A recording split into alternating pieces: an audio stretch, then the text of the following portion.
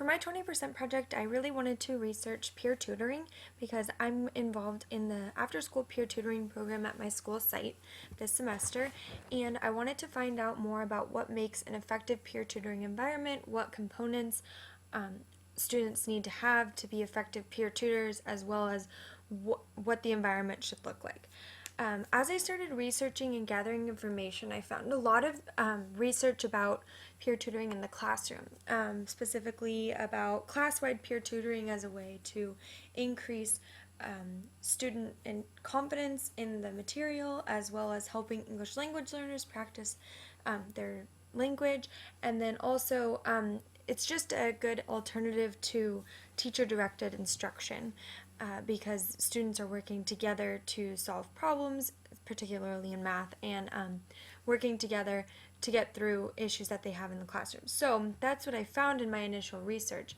And as I continued going, I found that I was really interested in not only talking about peer tutoring in the after school tutoring program, but more also in the classroom because I had started doing this with clinical practice too, and I found it was really benefiting the students, and with all this research I was doing, I was able to make it more effective. So as time went on, I found that students were forming relationships and trust with their partners that I was putting them with, so I decided to put students paired together based on their ability level or their understanding level, so that students would be able to help other students who are at the same level as them.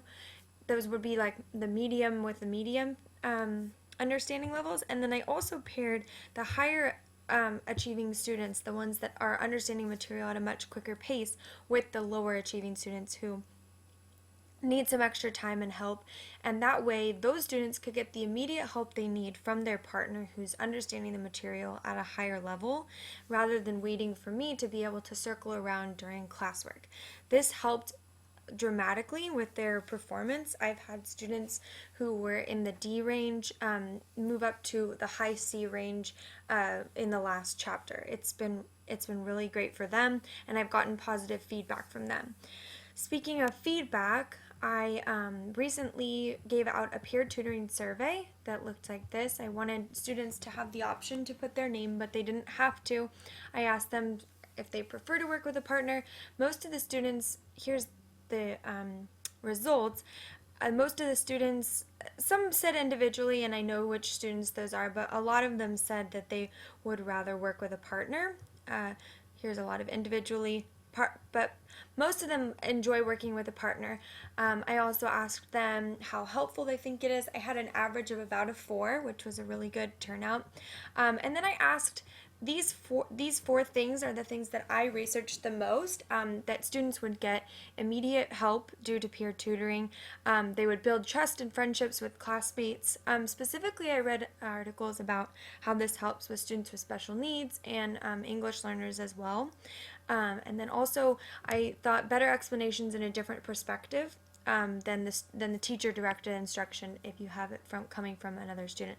And then just more ideas and brainstorming when it particularly comes to more difficult math problems that they were solving. So I had them tell me what they think is most beneficial, and then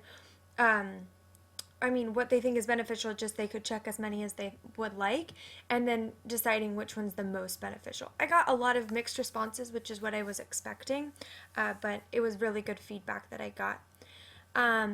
And then I asked them if they think they're more on task and why, or if they understand concepts better and why. And I got a lot of really good feedback again.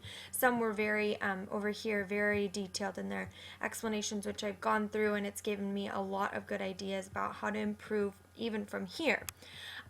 Finally, my last part of the project that I did was, as I was researching, I also noticed that flipped classrooms are a really great way to implement peer tutoring in the classroom because it allows for more time. So I decided to try out a flipped classroom idea. I made this video of notes that students watched, and then the next day in class they were able to work together on the homework assignment, and it went really well.